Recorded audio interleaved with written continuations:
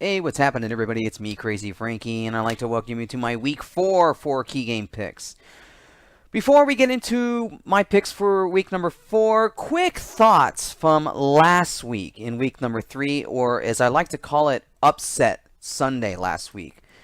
Heavy favorites like the Vikings and the Patriots ended up losing their games.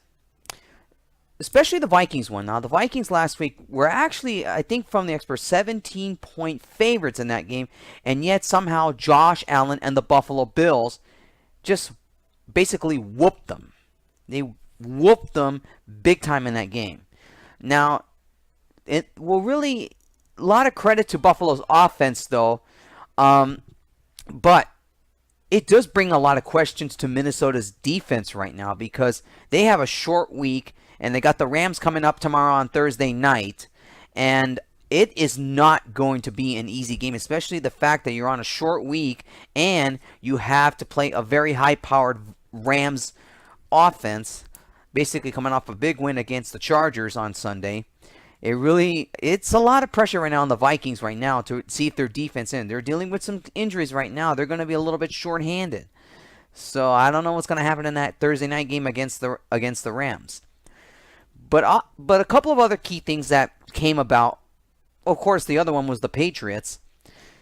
Really, I did not see that. That was another game I didn't see coming either, that Matt Patricia and the Lions really put a number on the Patriots on Sunday night.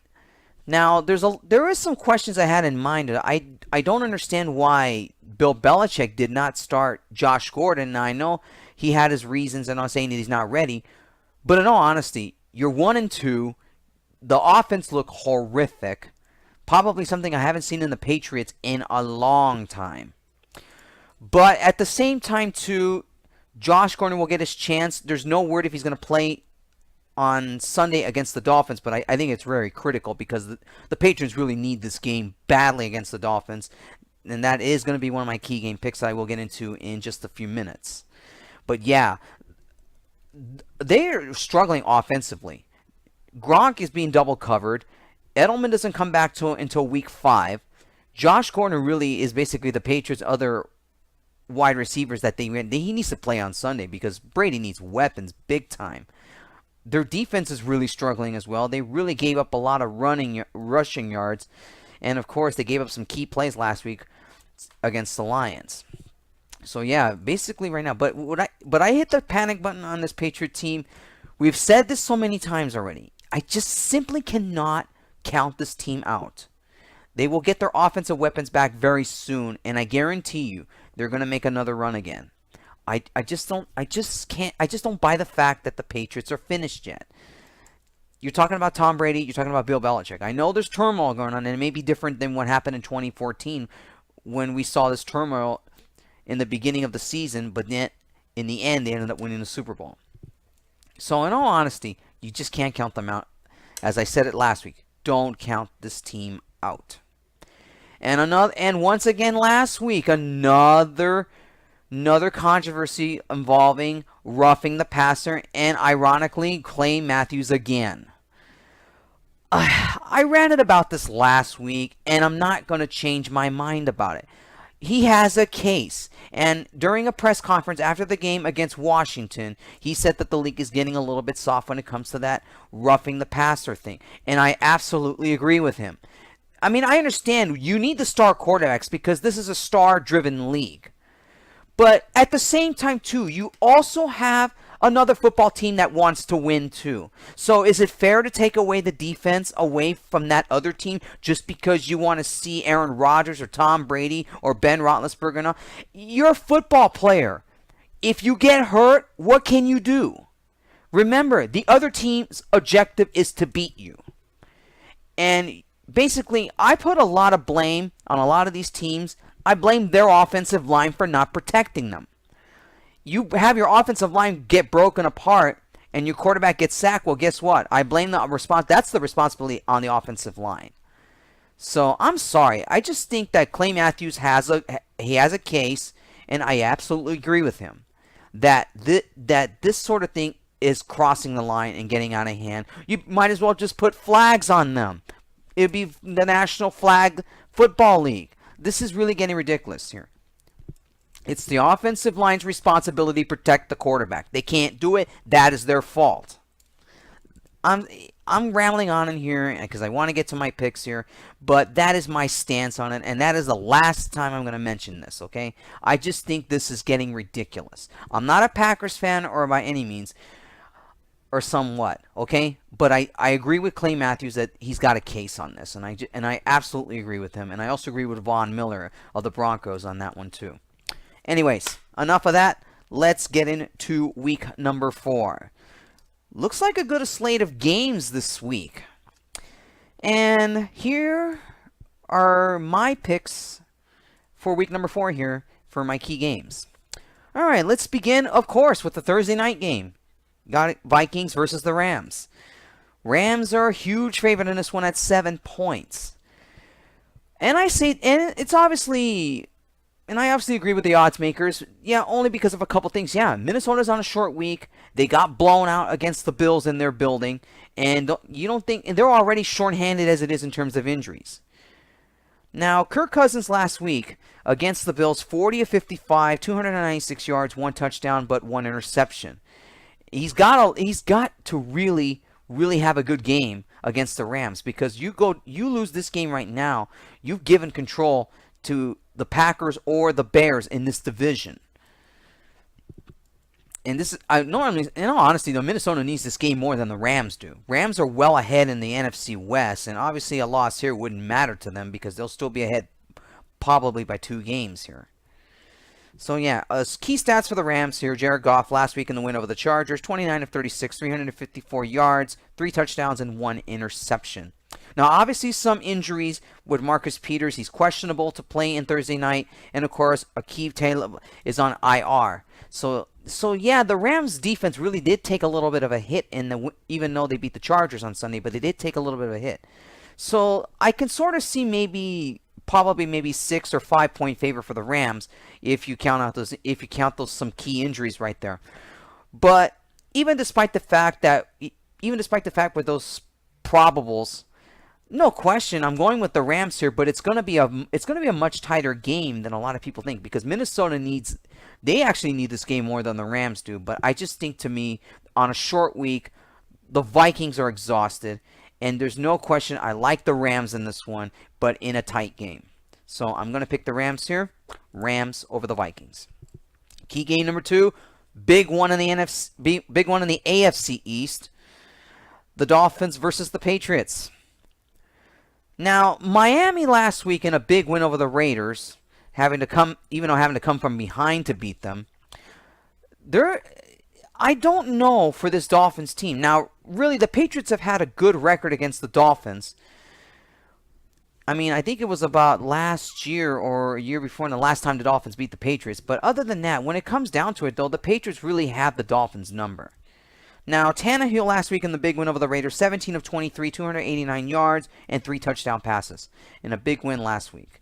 Now, for Brady in the dreadful loss against the Lions, 14 of 26, 133 yards, 1 touchdown, and 1 interception. Probably one of his low-rated games in recent memory.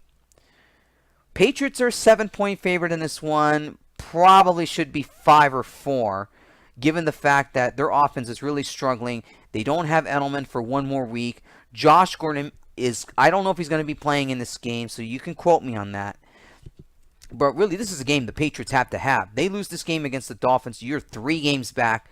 I don't know if you're going to be able to bounce back. The Patriots' schedule up ahead looks really, really difficult, because they still have to play the Packers, and then they're going to have to deal with Khalil Mack and the Bears. So there's no question the Patriots in a must-win game on Sunday. And I'm going with the Patriots because this is a game they have to have here. They lose this game, they go down 3 games. They have got to keep pace with the Dolphins. I don't know what Dolphin team I'm going to buy. They have their own struggles right now and some key injuries as well. But it should be a tight game, but I think the Patriots will pull away in the 4th quarter in this one because the game is in Foxborough. The Patriots have always had the Dolphins' number in Foxborough, and I like the Patriots in this one, but in a much tighter game than a lot of people will think it is. So yeah, I'm going to go with the Patriots here. Patriots over the Dolphins. Key game number 3, a big one in the AFC North. The Ravens versus the Steelers. Ravens last week bouncing back after a loss to the Bengals. Flacco going 25 or 40, 277 yards and 1 touchdown pass. So they're really a roller coaster. It's tough to say with this team. They have one good week, then they play terribly, and then last week they play good. So they're really a roller coaster here. I really don't know what you're going to get with this Ravens team. I mean, they're in the midst of things in the AFC North, and that AFC North really is a tight race right now, especially with the Bengals, especially with the Bengals being competitive. But of course they lost to the Panthers last week, so now the AFC North now is getting even tighter. The Steelers last week with Roethlisberger, in a game that last week against the Buccaneers, really their offense really came about, but then their defense now is still a question. They almost let the Buccaneers come back. They barely won by 3 points. They got big questions defense-wise. Their offense really struggled in the second half, but then their defense really saved them in the first half, but yet they were never to be found in the second half. Roethlisberger going 30 of 38, 353 yards, 3 touchdowns, but 1 interception. The Steelers are a 3-point favorite in this one, and it probably may be 2, maybe even 1 point going into Sunday. Tough to say here who wins this game. Pittsburgh needs this game big time as much as Baltimore does. But when it comes to these two teams, really, this rivalry really is it's brutal. It's a brutal rivalry between these two teams. So this is not a guaranteed pick here who I'm going to go with. I'll say the Steelers barely beat the Ravens. Ravens are really, it's starting to become like a pattern here. They win the first week, they lose the second week, they win the third week, and then what could you expect coming in week number 4? Possibly maybe a loss here? I don't know. So I'll go with Pittsburgh here, but I'm not 100% sure on this pick because this game could go either way. And really right now, both these teams are struggling as well. So when you got two teams struggling here, whoever survives this game is going to win. And I say the Pittsburgh Steelers get on a roll here. This is a game they have to have because they will go further down in the division if they lose this game. And I'll pick the Steelers here, but I'm not 100% sure on this pick. So in terms of money wise and all, like I said, this is a game I'm not certain of. But I'll pick the Steelers in this one. Steelers over the Ravens. And finally, key game number 4, a big one in the AFC West. It is the Chiefs versus the Broncos. A huge big one Monday night. The Chiefs off to a big time start at 3-0, but now they get another divisional opponent. Now, the Broncos right now, it's tough to say with this team right now because their offense has struggled. The Chiefs' offense is just loaded offensive-wise, but I do question their defense here. The 49ers almost came back, even though they still won by 11, but this is tough to say with their defense here, especially the Broncos are good at home. And who knows what Case and Keenum and their offense have. I mean, they struggled last week against the Ravens, but usually when it comes to home field advantage here, Denver still has it. The Broncos really have a good home field advantage here. And it's going to be a real test for the Chiefs going into Denver to see how well they match up with Denver's defense. Denver's defense is still decent, but I understand they've struggled. Now, stats from this game here. Mahomes went 24 of 38, 314 yards, 3 touchdown passes over the win last week against the 49ers. Case Keenum, 22 of 34, 192 yards, no touchdown passes, and 1 interception in a loss last week against the Ravens.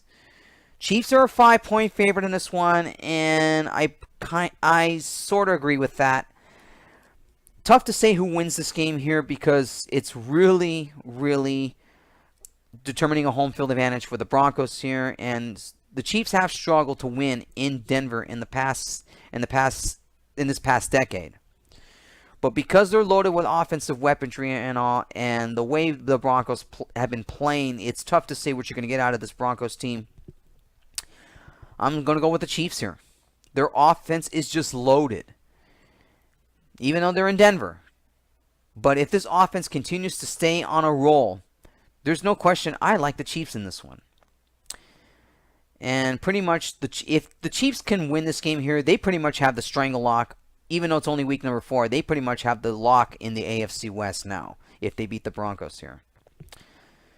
So yeah, I'm gonna go with the I should say the Chiefs having the strangle lock over the Broncos, the Raiders, and the Chargers in the AFC West, and that pretty much may wrap it up. Sorry for the mental error there. So yeah, Chiefs over the Broncos. All right, that wraps up my picks for week number 4. For all of my week 4 picks, check the description below, along with the favored numbers on them. And I'll see you guys next week when I talk about my picks for week number 5. Until then, take care and enjoy your football weekend.